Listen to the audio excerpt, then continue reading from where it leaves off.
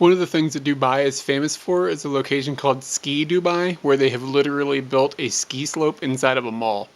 You can see it in this video a little bit. We're off in the distance from where it's actually at, but I mean, you can see how it protrudes up into the sky a bit. Really, really bizarre. So we have been traveling for exactly 1 year today, and we are going skiing in Dubai. We are in a mall where there's a ski slope, a big ski slope.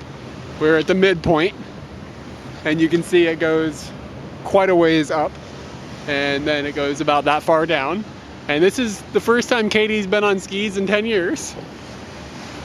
So I've given her a quick lesson, pizza and french fry. And this is the first time she's gone down a run, so this should be interesting.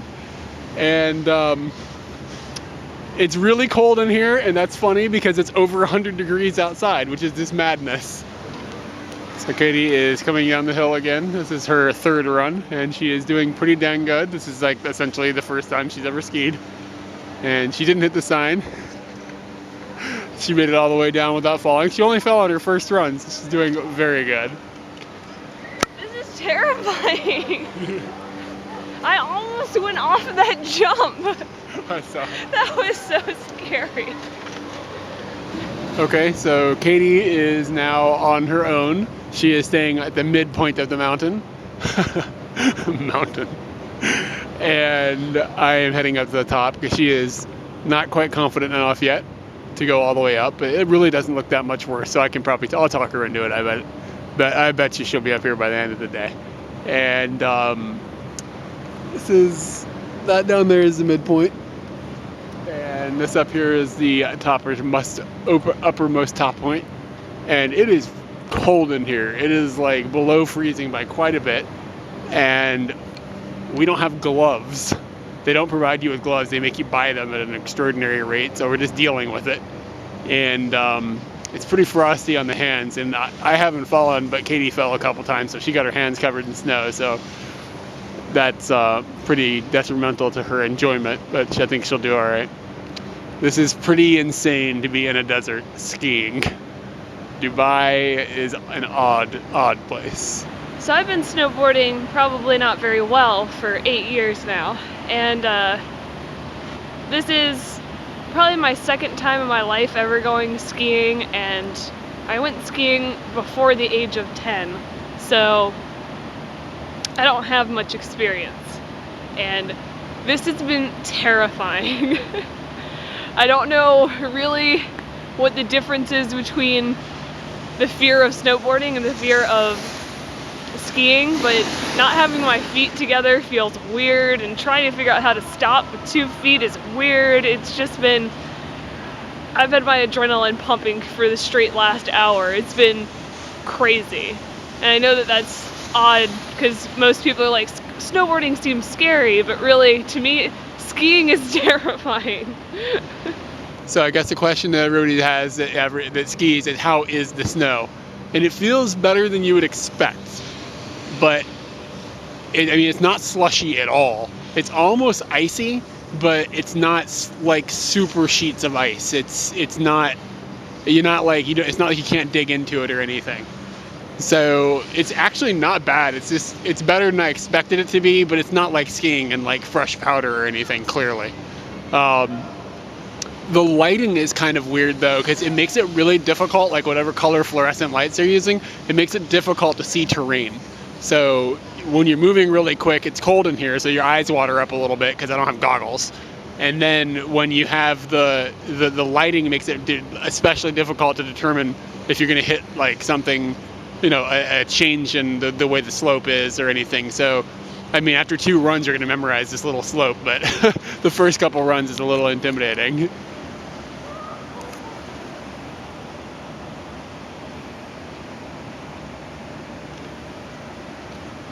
Eric skis beautifully. I'm very jealous. I can't do it. Look at that. Professional.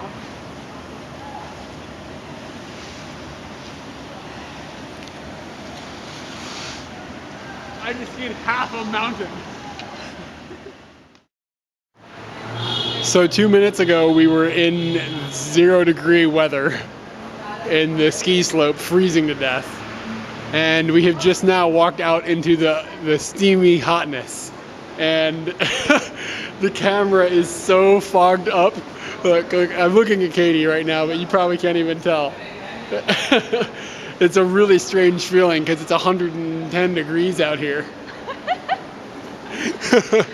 And it was 0 degrees there, so like our hands are really cold. I can just feel it's a really strange sensation. My butt's real cold. And part of the problem with it is that the clothing they give you is only like waterproofing. It doesn't actually give you any like warmth. So you're very, very cold almost the whole time. So the 2 hours that you get for your admission is plenty, especially considering it's not the most exciting set of runs in the world. Yeah. So this is the ski slope that we were on. And as you can see, it is very much connected to a mall. It's in a mall. It's about time that stuffed animals were life-sized.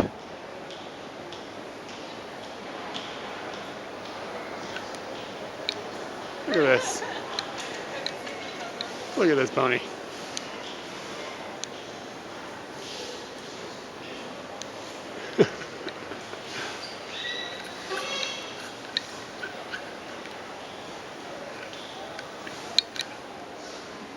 This feature here, it's not so bad.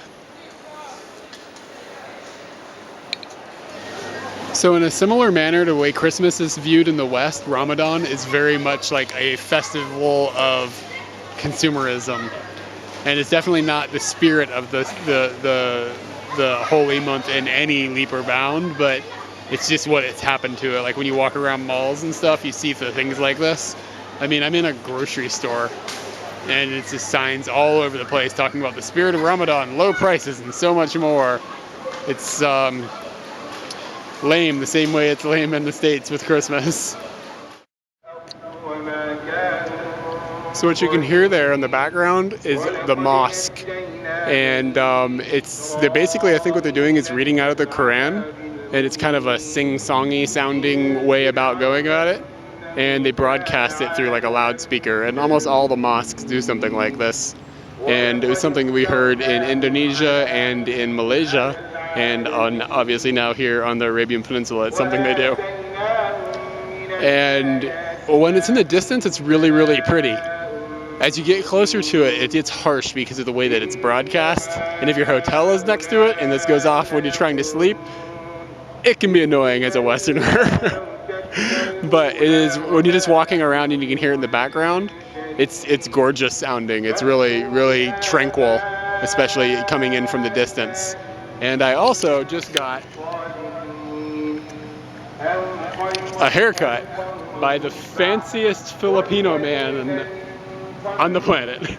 He was singing show tunes and dancing around, and it was quite entertaining. So that was fun.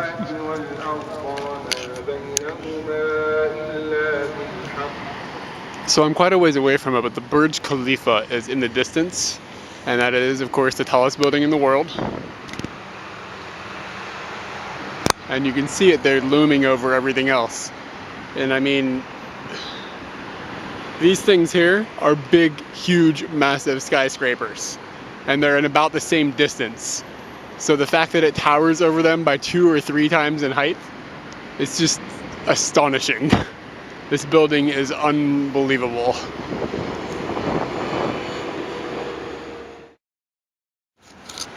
Okay, I know a constant topic of discussion here is temperature, but it is nighttime, duh, and it is, shoot, it's gotta be 9 o'clock, I guess?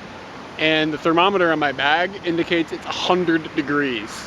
I mean, it's just as hot at nighttime as it is in the daytime, except you don't have the sun pounding on you, so it's tolerable.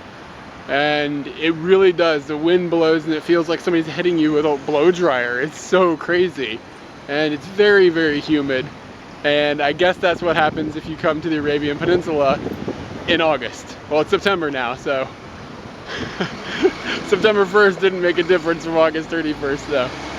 So it is toasty. It is so hot that it's hard to convince yourself to go outside during the day and do anything, which sort of sucks. So that's why I'm kind of exploring right now at nighttime, because at least I'm not gonna cook. I don't feel like I'm going to die, and I can drink water because, you know, during Ramadan in the daytime you can't drink you can't open a bottle of water and drink it.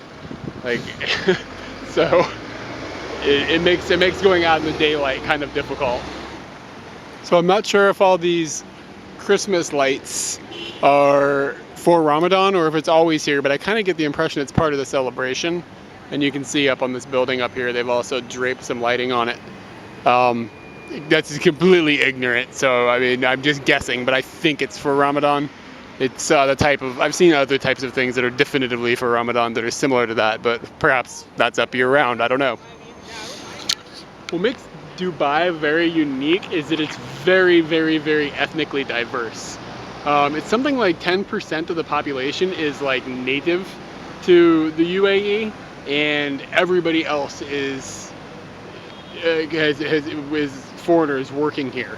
Something like 40% of the population is Indian, and then, you know, the 40% there, the 10% of natives, and then the remainder is made up by just randomness. And there are Westerners here, and there are people from Europe, and there are people from all over the peninsula, and there are lots and lots and lots of people from Southeast Asia, and it's really, really, really diverse. Like, I thought the United States was the most diverse place in the world, and it is tight runnings compared to this. It makes it really interesting to just people watch here, because there's so many different people dressed in so many different ways and doing so many different things, and it seems like it's all fairly harmonious. Like, I know that some of the lower paid people are unhappy with their wages and stuff, and I know that there is nothing perfect about it, but there doesn't seem to be any actual fighting going on or massive amounts of disrespect taking place. If there is, it's not in public eye. So, I mean, it's kind of neat in a way, and it's really neat to see lots of differences and lots of different people, and there's lots of different food. And aside from that, and I mean, I guess that's part of it too that makes it feel like it, but it really feels like America here. It's like you could almost fly here, get off the plane, and somebody could be like, oh, you're in, you know, Arizona or someplace with a desert, and you could almost fall for it.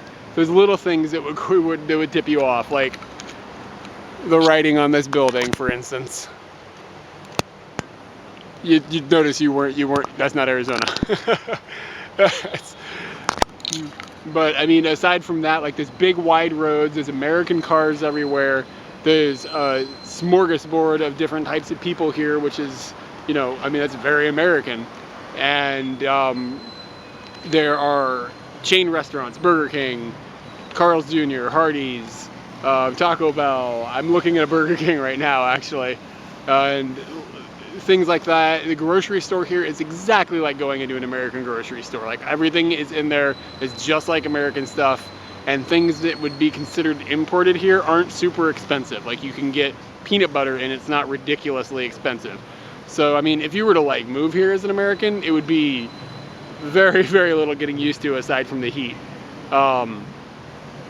So it really does feel like another state, to be completely honest, which is, I never ever would have expected that. And if we make our way into Oman, which I think we will in a week or so, I think that's going to look a lot different, but we'll see when we get there. I don't know what to expect. I kind of expect more real Arabian, and this is a little bit more westernized Arabian, but I mean, you know, you never know until you get there. So Dubai is definitely interesting, and it's a very cool place to see, but I would not at all use the word exotic to describe it.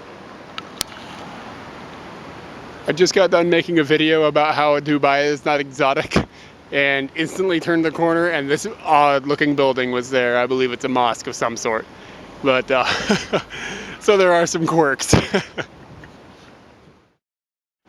Oh my gosh. What? You're still like ice. I know. I told you not to do that.